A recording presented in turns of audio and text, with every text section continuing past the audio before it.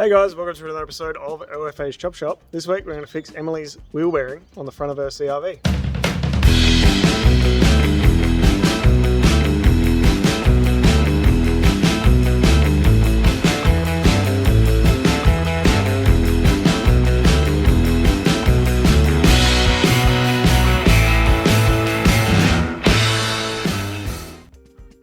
Alright, so this is a 2001 CRV.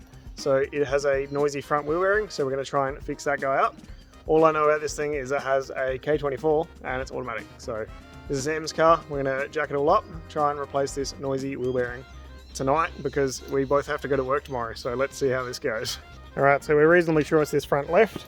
Currently we have no power in our area, which is awesome. So I'm going to have to do it out the front here where I've got some light and hope that the power turns back on before the sun goes away. So I'll just start quickly and just jack this thing up, get it on some jack stands, rip this corner off and get started.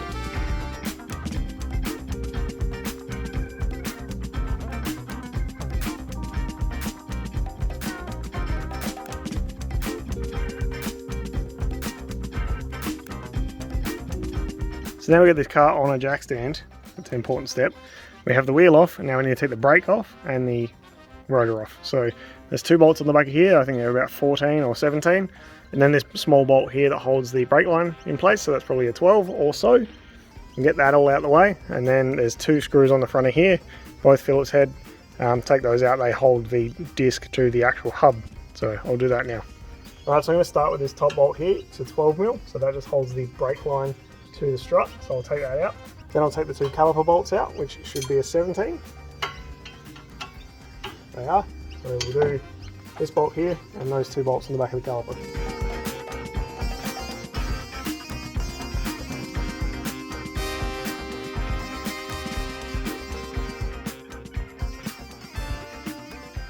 Alright, so you don't have to, but it is really good practice to cable tie the brake caliper out the way. Stretching and bending and pulling on these rubber brake lines isn't a great idea. So if you can, just zip tie that out the way, it makes everything a lot easier. So now we have access to the rotor, so I'm going to get these two Phillips heads out. This rotor should come off and then we'll be left with the hub. So what I'm going to do is try and get a Phillips head screwdriver on here and bust them off.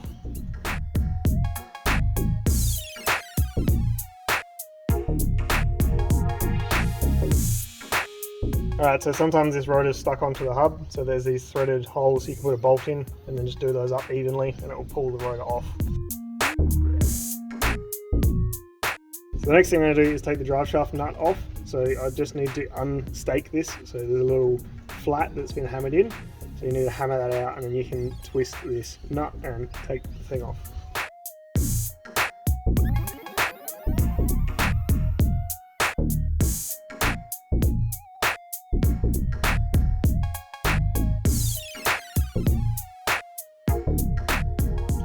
Alright, so I undid that, which was a 36mm.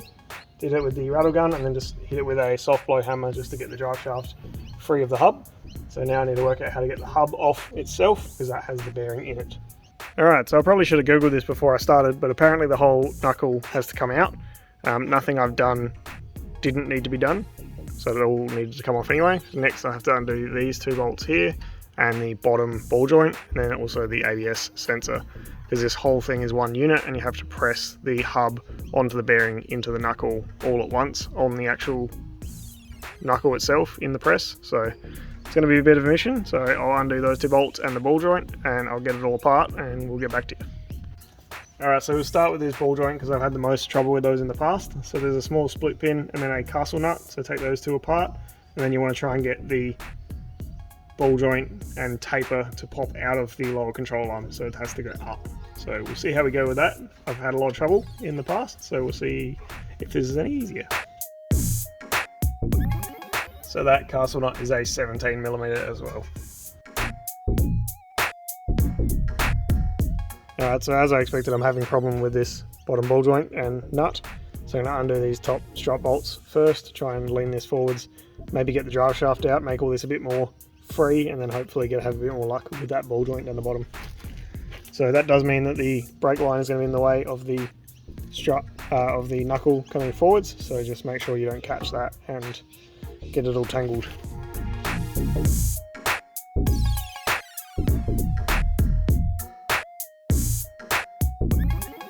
So the nut side of this is a 22 and the bolt side is a 19.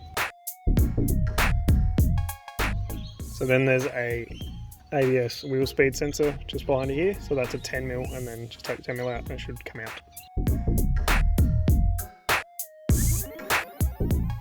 So there's the sensor there. It's pretty long, so just don't break it off by accident. I'll tuck that out of the way, and then we can remove these two bolts here. The whole hub should fall forwards and the drive shaft should be able to push out the back. And then apparently to get these bolts out, you need to do the 10mm on the back of the strut here, which just holds the ABS line and the brake line. So just under that 10mm, take the little bracket out of the way, and then this bolt will come out nicely. So with that little bracket out of the way, the bolts come out nice and easily, bit of wiggling. And then this stub axle should slip forwards, or this knuckle should come out of the suspension.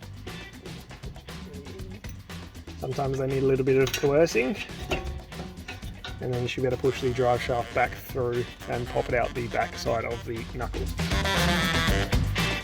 Alright, so that's the drive shaft out here, and now it's just the ball joint holding this thing on, and then we can try and press this bearing out.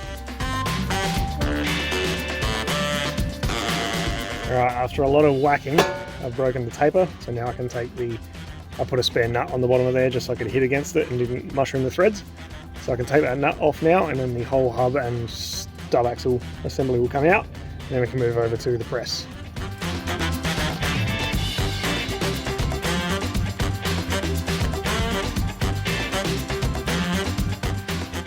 And there we have the hub and all of that stuff apart. So now we can see the bearing on the back here, and we need to work out how to push all this apart and replace the bearing. Alright, so we've moved over to the press here. So on this side I've got a piece of flat plate underneath as much of the hub as I can get, or the spindle, sorry. And then on this side I've got plate underneath the brake caliper mounts. So then a small socket in the middle, which is a 32, and then a small extension, hopefully press down on just the hub, leave the bearing attached I guess, but push on the hub, not the bearing, and this should come apart reasonably easily.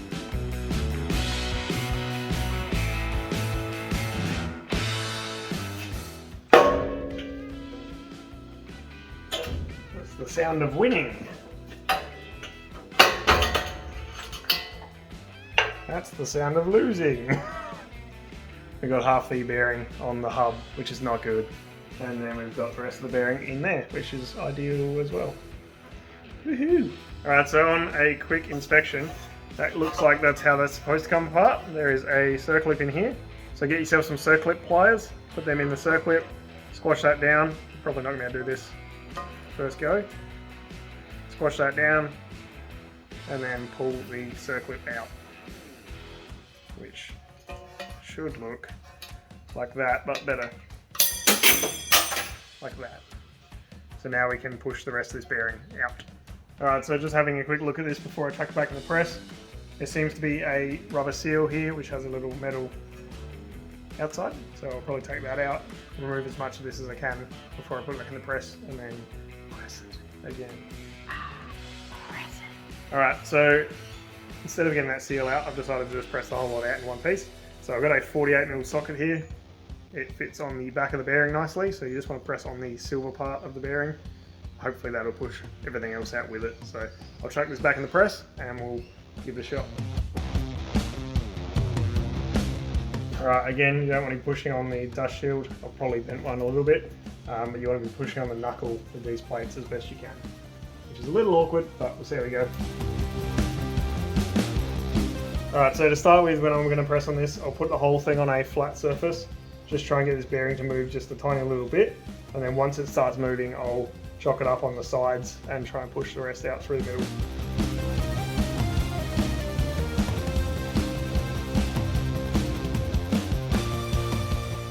Should we just lean on this and it should come undone? But there we go.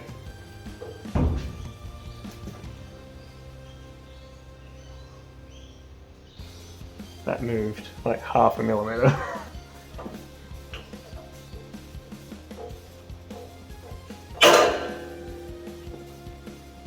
That was the other half of that millimeter.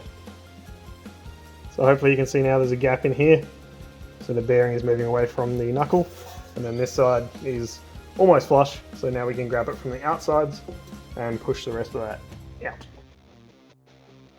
So now grabbing on the outsides of the knuckle, the bearing should be able to fall through the middle. So I'll put my hand here and try and catch it, but we'll see, we'll probably drop it. There's the bearing. So that's the piece we took out before, and then that's the whole bearing out of the knuckle. So now we need to get the new bearing and put the whole lot back in. All right, so I got the new bearing here.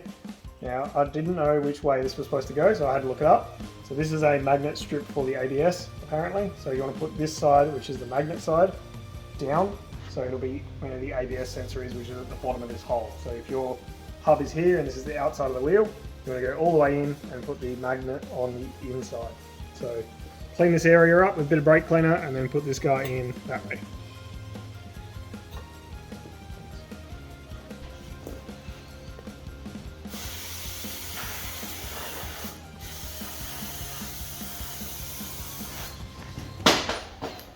Did you know it depends how much brake cleaner you use depending on if you're at work or if you're at home?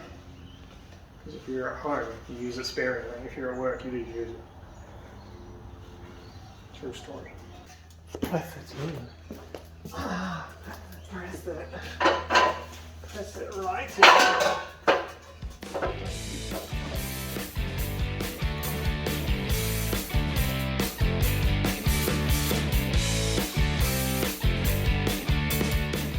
Magnety side in. Did you throw away your big bearing, your old one? I almost did. So you want to use this to push on the outside ring of this bearing, and then that'll give you something nice to press against and not ruin your new bearing. So the old one is still handy for a little bit longer.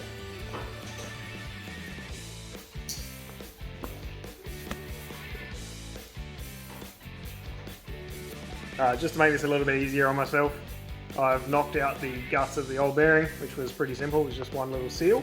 So now I can get this on the new bearing and it'll be a nice clean edge and not have anything pushing on the middle of the new bearing. Nice! So now what I'm going to do is just push on the whole lot because I don't care anymore, because this is doing the tricky part of being nice and sturdy and in the right spot. Magnetic side in. So the old bearing, it's got that thin edge, so we line that up with there. And then we need to get something to press this whole lot together on the bottom of the press. I like to get it so the press is just touching everything, and then you can realign if you need to. That's actually pretty decent. It's all nice and sturdy, and now we should be able to just press this in. And if it doesn't go in nice and smoothly, you're doing it wrong. So take it apart and have a look again.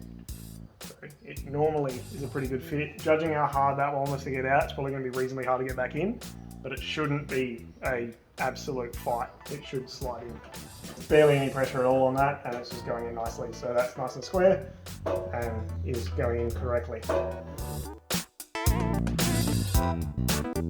So now I remember that this lip here and the bearing is a little bit further than this lip. So I know that I need to go a little bit further than there. So if it gets really tight just after that depth, I know I'm probably home and I can have a look from the underside. Just check before I pull it all apart and have a look, or keep cranking down on this and ruin something. Alright, so that feels home. Bearing is nice and seated in here. So it's good and in the correct spot.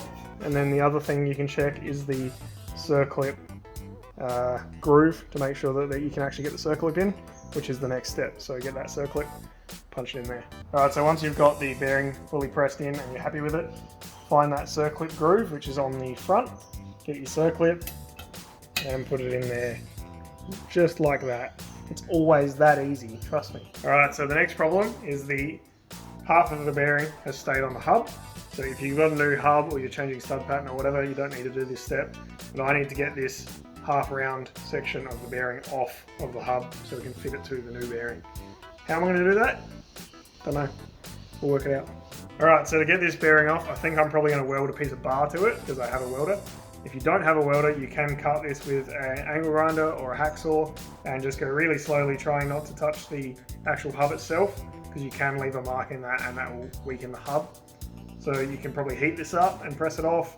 If you can get a grip on that somehow, you can probably pull it off, So I'm just going to try and weld 2 bars on it, then I can clamp it in the press a whole lot easier, and I should be able to push the 2 halves apart.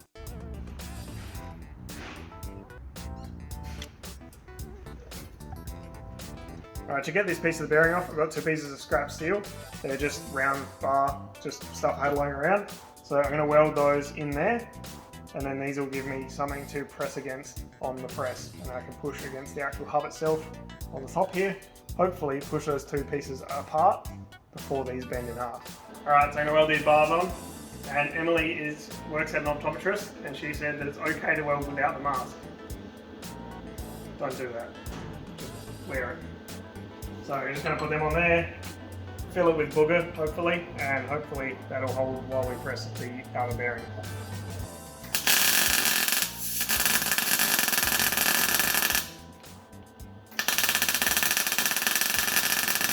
Alright, your welds don't have to be good, but they have to be good enough. So hopefully that's good enough. And then we'll do one on the other side, and then we should be able to press against the old piece of bearing nicely.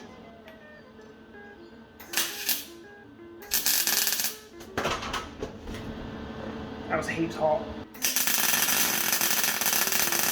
The heat itself should help get that off, but now that should be strong enough to press the center bit and the hub out, hopefully.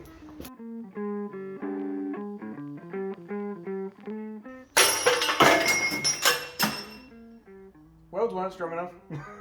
Alright, well the welds were kind of strong enough. It's actually taken the metal away that I welded to. So that's not great, but it's progress, I guess. Alright, so I didn't want to do this, but I'm going to have to cut that brace off of there with the angle grinder. So we'll see how we go. I'm not going to film it because Emily's holding the camera, and I don't really want to get grinding sparks all over my camera again because it's not great. So I'll cut to this thing coming off.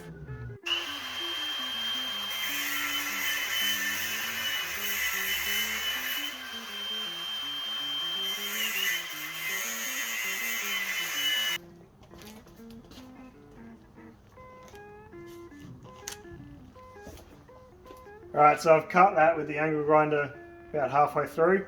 Now I'm going to try and hit it with a chisel and try and get this bearing to actually break.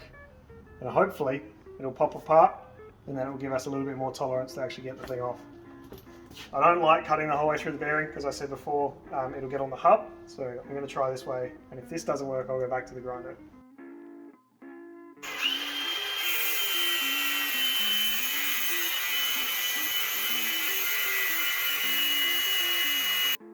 Come in, that ain't close.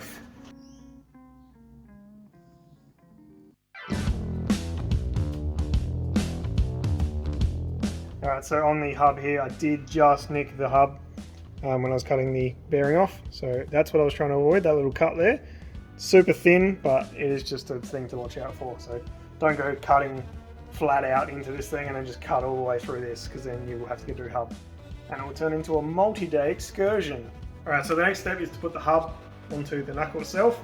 So when I'm pushing this back in, we want to have this back side of the bearing supported and not that piece on the outside, because that is the magnet part. So you don't want that. So what I've got is a 45mm socket.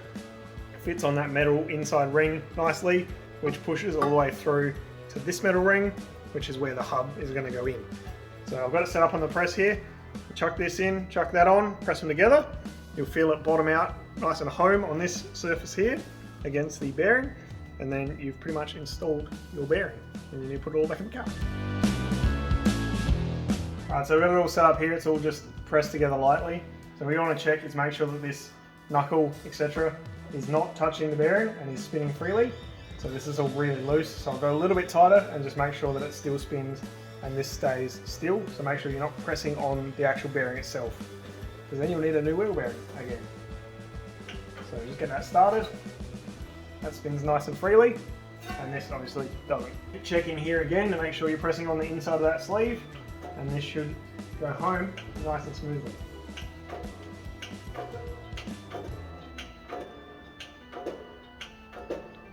You can see in here that it's almost home, but once I get closer you won't be able to see anything. So I've probably got about 5 or 10mm to go, so I'm just going to ease up on it, and then when you feel it all go tight, stop.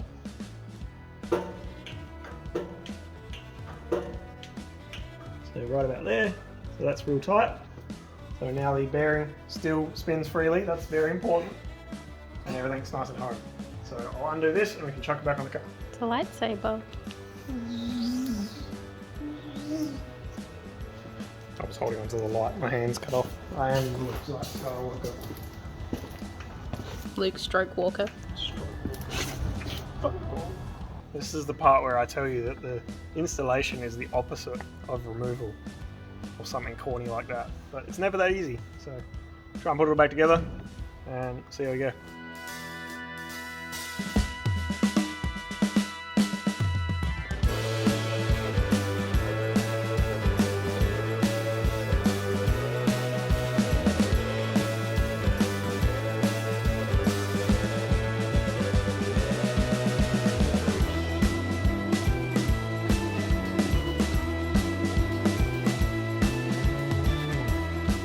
Alright, so that's how you replace a wheel bearing in a Enter Year Here CRV. So that's pretty in-depth, hopefully. Hopefully you guys can follow along if you need to do it at home. And it took me about 2.5 hours with all the welding and the cutting and grinding. So it can be a bit of a mission, but we got there in the end. So thank you very much for watching. Hope you enjoyed, and we'll see you next week.